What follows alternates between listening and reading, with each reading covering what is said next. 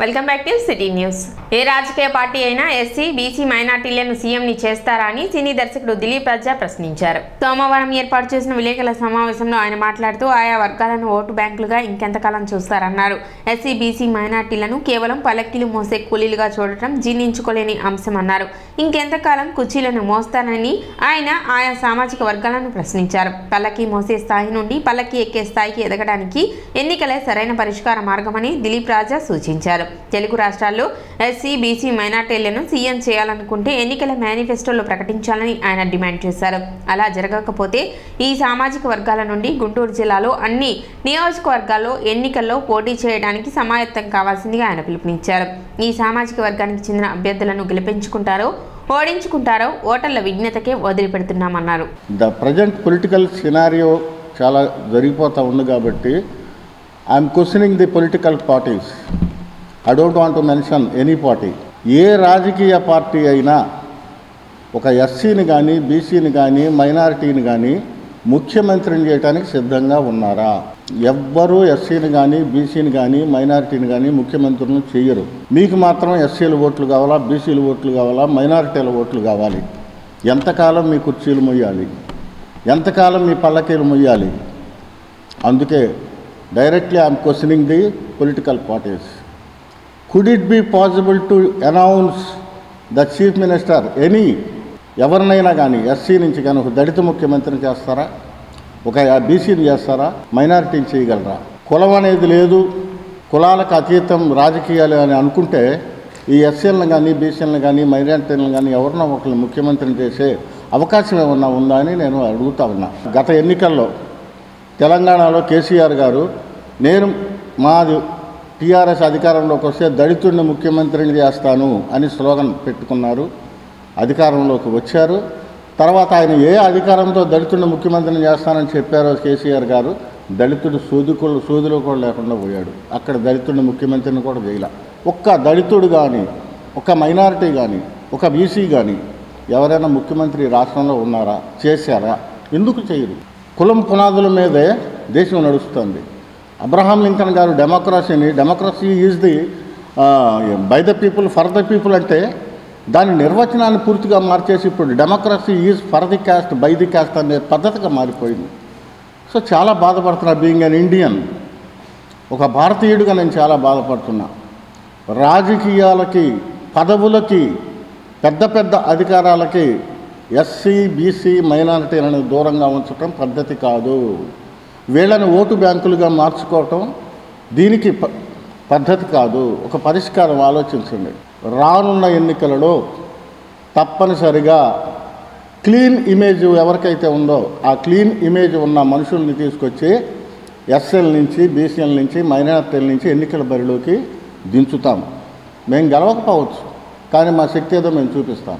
మా SC BC మైనారిటీల్లో ఒక్కళ్ళని ముఖ్యమంత్రిగా చేయండి.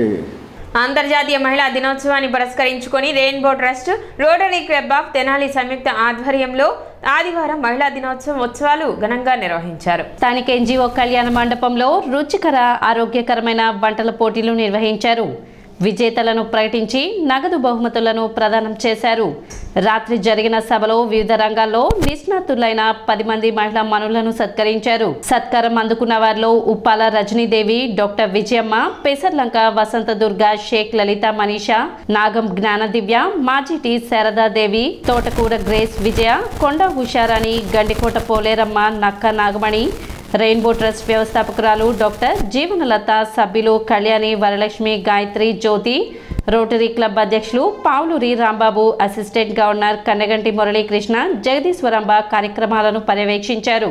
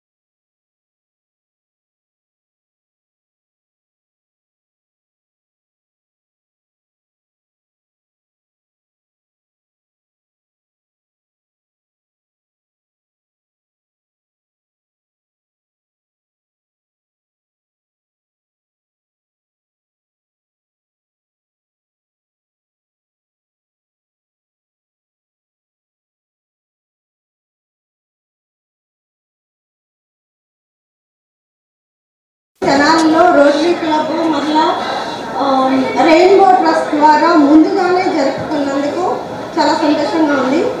సో అందరికీ విమెన్స్ డే శుభాకాంక్షలు అడ్వాన్స్డ్గా. ఆవిడ చెప్పినట్లు మహిళలు కలుసుకుంటే ఏమైనా చేయగలరు అనేది ఖచ్చితంగా నిజం.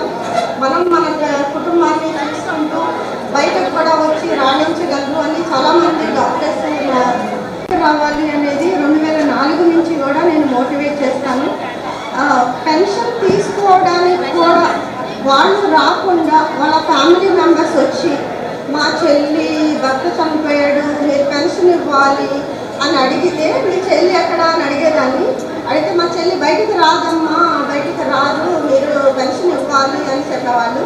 అసలు మీ చెల్లికి భర్త లేనప్పుడు ఇప్పుడు బయటకు వచ్చి తను పని చేసుకోవాలి, పిల్లల్ని పెంచుకోవాలి, బయటకు రాకుండా ఎలా? ఫస్ట్ మీ చెల్లిని తీసుకురండి, మీ చెల్లిని చూసినాగా సార్ కూడా చూసినాగా అప్పుడు మనం డిసైడ్ చేద్దాము ముందుకు రండి అంటే అమ్మాయి మెల్లగా నడుచుకుంటూ రావడం, ఆ తర్వాత ఆ అమ్మాయికి పెన్షన్ ఇప్పించడం, తర్వాత ఆ అమ్మాయికి ఇంకా ఆర్థికంగా 2-3 లోన్స్ కూడా ఇప్పించి ఒక లోన్ ఇప్పించి ఇప్పుడు ఆ అమ్మాయి గుంటూరు కలెక్టర్ ఆఫీస్కి వెళ్ళి తన ఉద్యోగం తను చేసుకుంటుంది. అలా 100 మహిళల్ని మీరు బయటకు రావాలమ్మా. ప్రతి సంవత్సరం లాగానే రెయిన్బో ట్రస్ట్ నుంచి ఈసారి కూడా మేము సెలబ్రేట్ చేశాము. ఈసారి కొంచెం డిఫరెంట్గా మేము రోటరీ క్లబ్ ఆఫ్ తెనాలి సంయుక్త ఆధ్వర్యంలో చేశాము. ఈసారి చేసింది ఏంటంటే 10 మంది మహిళామూర్తులకి మేము సన్మానం చేశాము. ఇందులో విద్య వైద్యం అన్నీ కూడా ఉన్నాయి. ఈ 10 మందికి కూడా నిష్ణాతులైన వ్యక్తులు.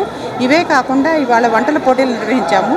ఇవి హెల్దీ వంటలు, అంటే డయాబెటిక్ పీపుల్ తినగలిగేవి, వెయిట్ లాస్ కోసం వాడే వంటలు కావాలని అడిగాము. మరి ఏమేమి వండారో ఇక చూడాలి పైకి. ఇవే కాకుండా వేస్ట్ ద బెస్ట్ అనే ఇంకొక కాంపిటీషన్ కూడా పెట్టాము. ఇవే కాకుండా వచ్చిన వాళ్ళందరినీ కూడాను ఎంటర్టైన్ చేయడానికి తంబోలా పెట్టడం జరుగుతుంది. సో ఈరోజు మేము చూపించిన 10 మంది కూడాను రోల్ మోడల్స్ లాగా అందరూ ఆడవాళ్ళు ఇలాంటివి ఏ కార్యక్రమం ఏదైనా చేసి నేను సాధించగలను అనేట్లు 10 మందిని మేము ప్రజెంట్ చేయాలి. సిటీ న్యూస్ ముగించే ముందు ముఖ్యాంశాలు మరోసారి.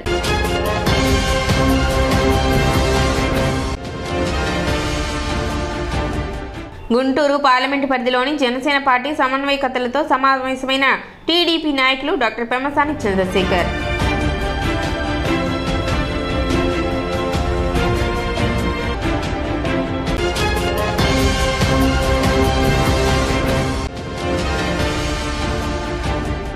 దుగ్గిరాల కోల్డ్ స్టోరేజ్ యజమానిపై చర్యలు తీసుకోవాలని కోరుతూ సబ్ కలెక్టర్ కార్యాలయంలో వినతి పత్రం అందజేసిన పసుపు రైతులు.